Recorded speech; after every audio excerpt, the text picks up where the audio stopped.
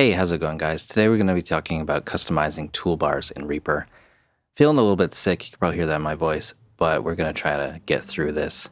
So if you're new to Reaper, you should know that pretty much everything can be customized and optimized for your workflow. That includes the toolbars, keyboard shortcuts, all the menus. There's so many different customization options out there. It's just a matter of putting in the time and effort to customize that. It's always worth it in the end, but that can be kind of a big rabbit hole for you to dive down. So let's just get into this. So we have the main toolbar area, and this is a customized one. The default one has things like undo and redo, things that I don't really end up using. So I replace those buttons with other ones. This is another toolbar here. This would be called floating toolbar 1 in the menu editor, and so I use this a lot for things that I need to see the status of, and it's things that I don't really want to have keyboard shortcuts for, but it's stuff that I actually use fairly regularly. So you can customize a menu or a toolbar by going to the options menu and click on customize menus toolbars. You can also find this through the action list, which is shortcut is question mark, and there's menu editor at the bottom. In the menu editor, when you click on the box at the top, you see the entire list of available menus that you can customize. In the arrange view, there are 17 toolbars. In the MIDI editor, there are 9 toolbars. So main toolbar, that's the one here at the left. It's always above the track list and to the left of the ruler. This position can't be changed. You can kind of resize it vertically or horizontally. You can replace it with a different toolbar by right-clicking, going to switch, and you can change this to like film edit tools. Toolbar 6 is empty. But anyways, that's how you switch them. Right-click and open. That will pop up a new toolbar, and this is a floating toolbar. Right-click on empty area of the toolbar, go to Position Toolbar, and choose a location such as Toolbar Docker, top and main window, at main toolbar, and Customize Toolbar. Once the toolbar is open, you have 3 different ways to get to it, either the action list, the options menu, or right-click and choose Customize Toolbar. So this is the main toolbar, and on the right side, because this is a customized toolbar, you'll see all the default settings. New project, open project, save project, project settings, undo, redo, enable metronome, enable crossfade, enable grouping, enable ripple editing, move envelope points with media items, show arrange view grid, enable snapping, and enable locking. This is a pretty good set of tools. It's what most new users will actually use. For my purposes, I need some things more often than these. I never use undo and redo from a button. That's always on my keyboard, and it's faster that way. But I do use save as quite regularly, and I made that a double width toolbar. Let me reset this. I don't like the size of that. So this is the normal size that I have mine set, and because I have kind of an odd number of buttons, I decided to make the save as button twice as big. Just will ask me to save the project and gives me the options like creating subdirectory, saving all media. So this will save a new version of a project. Next, I have set record mode to normal and set record mode to time selection auto punch. I can get to those by right-clicking on the record button, but I find it easier to have it in the toolbar. I don't know, it's a little more convenient to see it in that way. I use normal record mode for my first recording pass, and then I use time selection auto punch for any punch-ins. Next, I have the render project to disk button, which brings up the render to file button. And honestly, I don't use that too much anymore. I just hit Command E to bring up that window instead. So a lot of this stuff, I set it up, I don't know, almost 10 years ago, and it's kind of just remained there. And I use it from time to time, but yeah, I could probably rearrange this stuff again and again, and yeah, just keep optimizing. But this one here I do use a lot. So I've got a queued renders. And I don't even know why all these renders are still here. But yeah, the render queue, instead of having to go through the file, open render queue, or being in the render window and then opening the render queue, I find it easier to have that there. Because every time you add something to the render queue, that render window disappears. There's the lock button, which I don't know if I've ever used locking in a project, but it's there so that I have an indication of when things are locked. Metronome, I use that all the time, so it's there. Auto crossfade and grouping, I use those a lot. Ripple editing, can't live without. Move envelope points with media items, show the grid, snapping on and off. Those are all standard part of the regular toolbar. And in case you didn't know, if you right-click a lot of these, like this one here, or this one here, this one here, this one here, there's a lot of different options there that are hidden, and it's not even listed in the menu editor. So just be aware that there's different modes, different options, especially with the automation one. So there's automation item options here as well. So up next is show all, and that's that will show and hide all of the automation. So that actual action, if we right click and change action, I'll show you. Toggle show all active envelopes for tracks. And then I've got this action here, change action, track recording settings, MIDI quantize, file format for last touched track. So if I select this track, hit track record button, and then I've got things like quantize track MIDI recording. I can change the format. I can change the path that it records to. I mostly use that with MIDI tracks. I'll turn on quantize and change the strength and things like that. This is the number one reason why I have that in my toolbar. Otherwise, I can't even find it in this menu. It's in here somewhere. It's here. So that's my main toolbar. Next, I'll show you my editing toolbar. And I have a lot of other toolbars that are just kind of temporary. I set them up for like one specific job to save time, but then I don't use them every day. The two toolbars here I use a lot, and the MIDI editor toolbar, I've already done a video on that, and I'll link it in the description. Most of it's the same today as it was back then. Next, I have the assemble edit from regions action or script. I've done a video on that. Let's just do a little quick demo. So my edit cursor's here. I've got 6 regions. I click this button. I type in 6 for the next 6 regions. Click that, and now I have all of the audio or video or MIDI items that I selected as the best parts. And they're there. That's my instant rough cut workflow. Got a button here that changes a bunch of options. I just call it custom video mode. So I click that, changes the frame rate grid, changes the ruler, changes the transport time. So just if I start an empty project and I decide to make it a video project, I just click that button. Instead of loading a template, it's a little bit quicker. And that's a toggle, so I can press it once to go to like bars and beats grid, and I click it again and it changes it to frame grid. I've got item set to custom color, and this is a recent addition. There's a lot of reasons why you would want to color things separately from your tracks. So if I have my tracks colored and I want specific items that are meaningful to be a different color, that's pretty easy. Show peaks display settings. So that brings up the options for spectral peaks, different types of peak display settings. I use this just if I want to change the scale, the colors, and things like that. Then the next buttons show normal peaks, spectrogram, and peaks.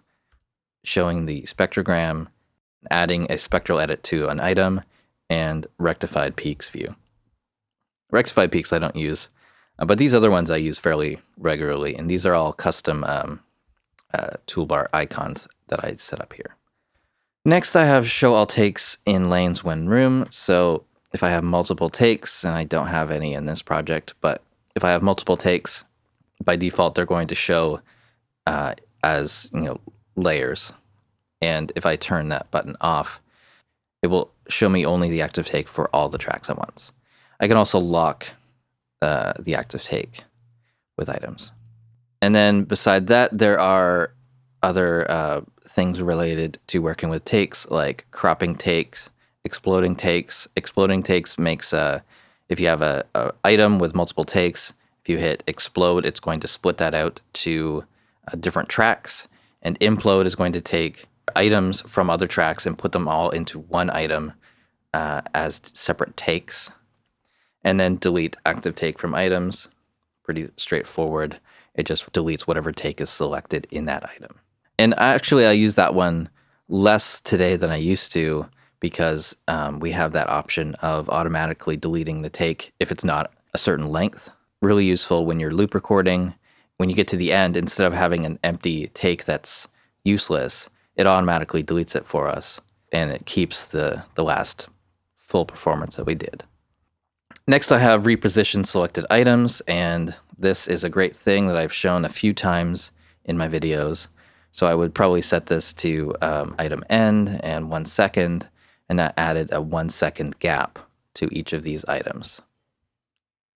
Run that again, change that to 10 seconds, and it puts in a gap of 10 seconds. I use that mostly for sound effects editing. I'm making sound libraries and things like that. Next are 2 different loop item options. So I've got some MIDI. If I do loop item source, it's going to start looping that. Makes sense. I always have my looping options turned off in the media item defaults, I think. Yeah, I always have all the loop options off. Because the only thing I ever want to loop by default is image files, and that's one thing that can't be looped by default. I'm gonna have to import a audio file. So if I have this on the grid and I stretch it out to this long and I want to loop it, if I did just the regular loop, it's gonna loop at the end of its original item length. So I don't do that. I do loop section of item. This item appears to be a 1/4 note long, and I can pull it out and it just loops it. So it's important to have both of those as options because it's hard to find those in the menu when you need them. Next, I have 2 different editing modes, and I use this for drum editing mostly, or sometimes guitars. Normal edit mode, really a reset button for getting things into a normal starting point. And the fast edit mode is one that I right click. I never left click it. I always right click it so that every time I click on an item, it does the actions that I want. What it's really doing is changing mouse modifiers. So basically it's one-handed editing. So instead of having to hold down Alt to change the position, I can just click on the lower half. And if I click on the upper half, it will move the item. And if I click anywhere, it's going to split. So super helpful. If I just turn off the snap to grid, turn on that fast edit mode again, I can click anywhere, make splits. It's automatically crossfaded. If I want to change the position, I just drag it. If I want to move the item, I drag it from the upper half. And then I have more editing functions for stretch markers. Add stretch marker under mouse and snap to nearest grid line. I feel like I've shown this once before. It's a custom action. Add stretch marker at mouse position and snap stretch markers to grid. So that's a pretty straightforward thing. Let me just, we want this on like a 16th note grid maybe. So I just click and it puts in a stretch marker and it moves it to the nearest grid line. If I do right here, you'll see it more clearly. So I find that helps me a lot when I'm editing things and using stretch markers. The next button is snap stretch markers to grid. So if I didn't do that, and I'm in normal edit mode, and I'm just putting in stretch markers manually, which will look like this. So I can use my normal buttons for doing that. Maybe I'm doing it in dynamic split or something like that to add in stretch markers on the items. I can just click this button and that will do the entire item. And that's just a built-in action. Next, I have fill gaps between selected items, advanced, and so that's part of the SWS extension. So if I have items here that have a gap between them and I want to automatically crossfade and fill the holes there, I use this fill gaps button. I'll set this to 20 milliseconds. And I can do like stretch if needed and things like that. So I can do that. So hit OK, and that will fill in the gaps. It's not one I use a lot. It's one I used to use. It's helpful if you use dynamic split tool. Just if you're manually editing, you're probably not going to use it too much.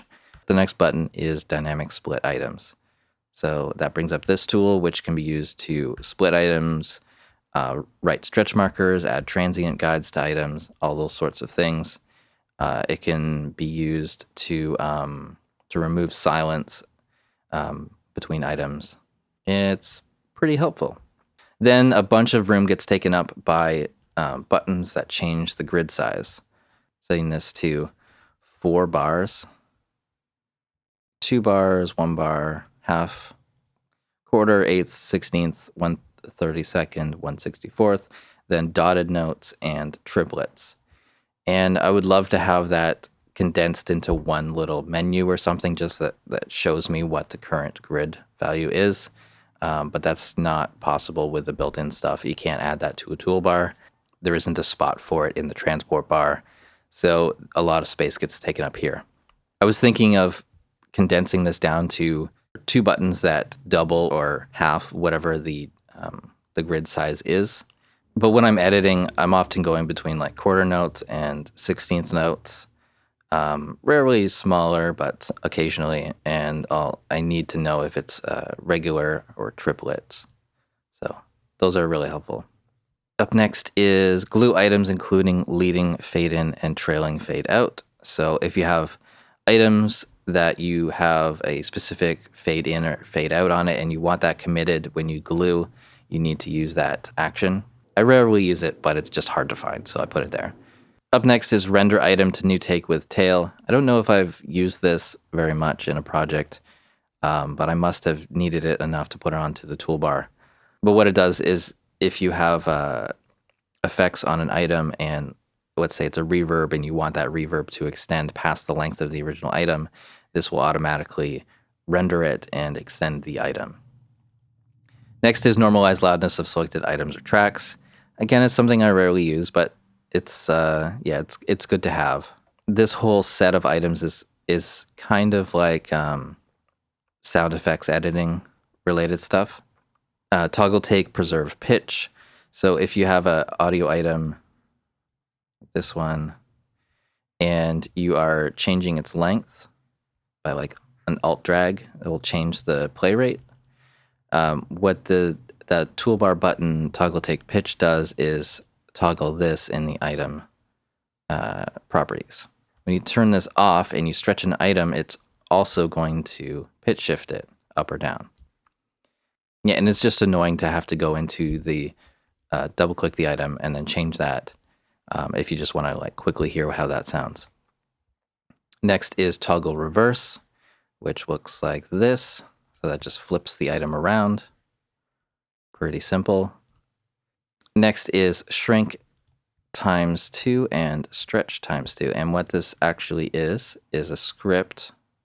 It's from Me2Beats, and you can get this through Repack. Set items length to 0.5 stretch items and set items length to 2 stretch items. If I want to make it longer, I will stretch by 2. And because I have preserve pitch turned off, it's also giving me -12 to the pitch. I can hit that again and again, and it's just going to keep stretching that out. It changes the length of the item and the play rate and the pitch all at once, so that's great. And if I want to put it back, I can hit the shrink x2 button a few times. This last action, shrink x2, it's just like the other one, but I've been using it for video editing. So if I want to reduce the time something takes in the video, I can just hit that and it shrinks it. For me, it's faster than alt dragging the item. I still have to fill the gap manually, but yeah, it's pretty helpful. All right, so that's it, guys. Sorry this has been long and rambling. There's a lot of things in here that I haven't really thought about in a long time, and I'm not feeling well today, but I need to get a video out because you guys expect videos Mondays and Fridays, and I've been trying to keep up with that for a while now. So thank you guys so much for watching. Please subscribe to the channel if you haven't already. Follow me on Facebook and Twitter. You can support the Reaper blog through Patreon and visit reaperblog.net for a lot more tutorials.